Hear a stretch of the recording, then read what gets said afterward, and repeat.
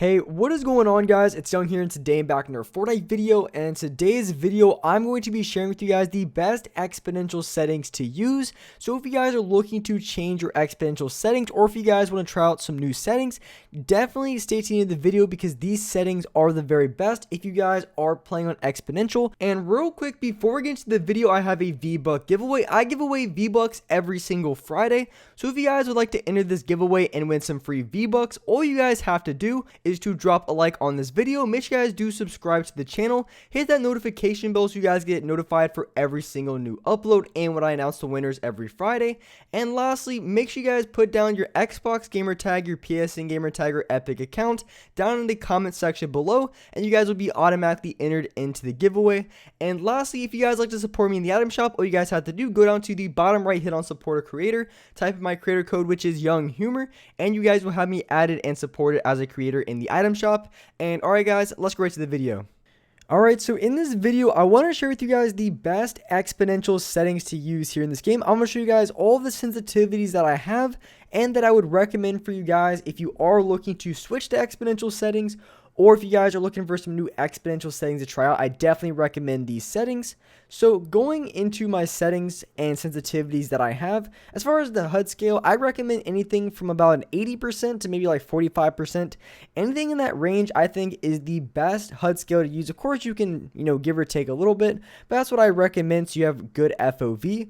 Now as far as your controller options, I recommend a 2.2 building with a 2.2 editing, with a 53% of horizontal speed and a 52% on vertical. Now, I recently just decided I think I'm starting to like on the little bit higher end of sensitivities. So, I mean, obviously it's not too high, it's not like a 60 or 70%, but I think having a little bit higher of an X and Y sensitivity for this season specifically, and I think, the seasons to come, I think it's going to be a major advantage and a major help to a lot of players. And one of the reasons being is because this meta is just so heavily focused on box fighting and close range combat that playing on a little bit higher of an X and Y sensitivity for helping you reset your edits faster, for helping you box fight a lot better, is going to be one of the biggest advantages that you can have. Now I play on the 2.2 and the 2.2 for my building and editing, which I think is a really good middle ground in between being fast but not being too fast to the point where everything's out of control and I'm not able to control my build. So I like the 2.2 a lot. I think that's a really good setting to have as far as my building and editing. But as I just mentioned, when it came to things you want to focus on for the season, you want to focus on having the best sensitivity possible when it comes to box fighting other players. And just to showcase why, and you've probably seen in a lot of, if you guys watch my streams, I stream every day at 4:30, and a lot of my streams and a lot of my gunfights, I usually have a ton of games where I'm pretty much almost all of my gunfights are close range gunfights where I have to edit really quickly, build really quickly, and just go for a lot of just weird shots when it comes to my shotgun, because when you're in a box, anything can happen. I mean, you have people who jump over you, you have people who jump around you, and you're going to have to play on a little bit faster of a sensitivity in order to turn around. So that's another reason and why I play on just a slightly higher of an X and Y sensitivity now, is because I'm 100% focused on having the best sensitivity possible for being a great box fighter, and having that just slightly higher X over Y sensitivity really helps out a ton when it comes to flick shotting. I feel like I'm really accurate, and as you can see here, I'm extremely accurate when it comes to hitting my shots with my shotgun on my flick shots, which is why I think the sensitivity is really good, because playing on exponential settings, you can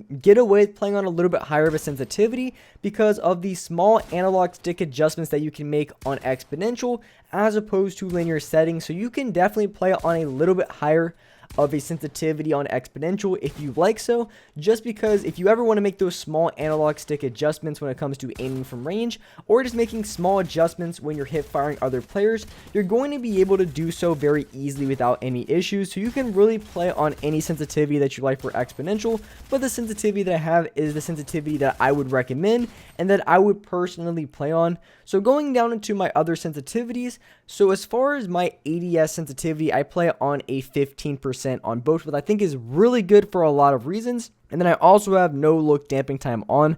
So as far as the reasons for playing on a 15%, And the first thing that you want to do when you're choosing the best aim down sight sensitivity for you, so really like the first thing you want to have is a sensitivity, because when you're going to aim down sights on another player, when it comes to long range and when it comes to close range, it's very different. So when you're playing from long range, you want to play on a lower ADS sensitivity, because when it comes to aiming from really far ranges, you only have to move your analog stick over just so slightly in order to hit the other player.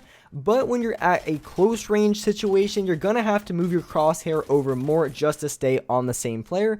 So when you're choosing the best ADS sensitivity for you, you have to find a good balance in between close range and also long range. But just because of the meta, I think if you find a sensitivity, which I have here for 15, this is a really great sensitivity for mid-range and even close range. This sensitivity can be okay from like really far, but a lot of times you're not even going to be hitting that many shots. Maybe you hit one shot at most, and by the time you even run over there, the other guy's going to already pop their minis, so it's not even really going to be worth even trying to take shots from that range anyway. So this sensitivity I have here is really great from mid-range and also close range, which is really important and something you guys want to focus on when choosing the best aim down sight sensitivity for yourself.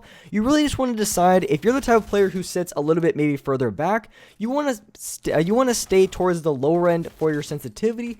But if you're the type of player to play really aggressive or want a good sensitivity to lock in between players, so if you play a lot of squads, trying to lock in between players, you might want to play on a little bit higher of a sensitivity. So the 15% I have, I think, is a really good balance, and it does tend to go a little bit more towards the fast end, but the sensitivity is really great, and I highly recommend for you guys to at least give it a try. And of course, if you don't like it, like I said, if you're longer ranges, go a little bit lower. But if you find yourself really close range most of the time or mid range, then just go a little bit towards the faster end. I think you're going to find a great sensitivity in there. So as far as my dead zones and the foot control, I have my foot control off and I play on a 9% dead zone on both. I think dead zones are very crucial, just because when it comes to your dead zones, it's just how fast your controller registers to the input that you give it. So playing on a lower dead zone, if possible, is going to be a major advantage for you guys. And if you're playing on a low dead zone versus a high dead zone, it's going to make everything feel a lot more responsive and a lot less delayed. So if everything feels delayed, I definitely would look at your dead zones. And if you play on a higher dead zone, that's why everything could feel really slow. So if you're able to, I recommend to play in the single digits as far as your dead zones, so like anything from 9 and below. Of course, not all of you guys are going to play on that, because if you have like crazy stick drift, then you want to play on a little bit higher of a dead zone. Now, if you have a little bit of stick drift, it's really not that big of a deal as long as it's on your right analog stick, because if it's on your left analog stick, if you ever try to like pop a mini, or if you're trying to pop a big shield, or whatever the case may be, a med kit, then it's going to cancel that animation, and it's going to be a pain to try to pop heals when you're having stick drift. So if you're having a little bit of stick drift on that right analog stick, that look analog stick, it's not going to be that bad of a thing. It's more kind of annoying when you're standing still than anything. But when it comes to gunfights, you're not going to notice the drift at all, and everything's going to feel super responsive. So if you have a little bit of drift on your right analog stick, it's really not a big deal at all. It's not going to really impact your gameplay negatively. It's just one of those things that can be a little bit annoying.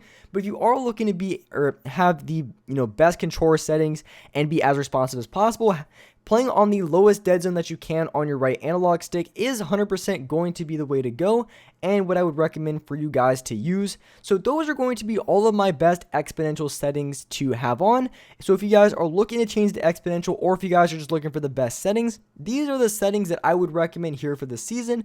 The main takeaway being you want to have the best sensitivity possible when it comes to box fighting players, because I feel like that is just the current meta of this season, and this game currently is just going to be a ton of box fights, a ton of close range situations. So you want to have a sensitivity that directly caters to that. So with that being said, that's going to wrap it up for this video. If you guys enjoyed this video, if you found this video very helpful, make sure you guys do drop a like. Make sure you guys do hit that subscribe button if you guys are new to the channel. Also, I do live stream every single day on this channel at 4:30 Eastern Standard Time, so make sure you guys do hit that notification bell so you guys will get a notification when I go live on this channel, 4:30 Eastern Standard Time every single day. But with that being said, I really appreciate you guys watching the video, and alright guys, I'll see you next video.